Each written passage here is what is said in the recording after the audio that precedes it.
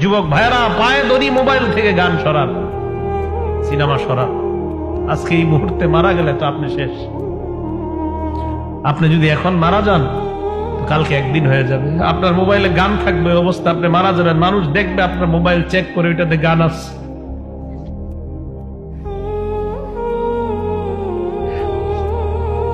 আপনি এখন মারা গেলে মানুষ আপনার মোবাইলে চেক করে দেখবে ওটাতে গান আছে, সিনেমা আছে। গান সিনেমা মোবাইল থেকে ডিলিট করে দেন, তওবা করেন। পৃথিবী সাক্ষী হয়ে যাবে যে এই ছেলেটা মারা গেছে, ওর মোবাইল তো সিনেমা আছে, ওর মোবাইলে নাটক আছে, মানুষ সাক্ষী হয়ে যাবে আপনার গুনাহের।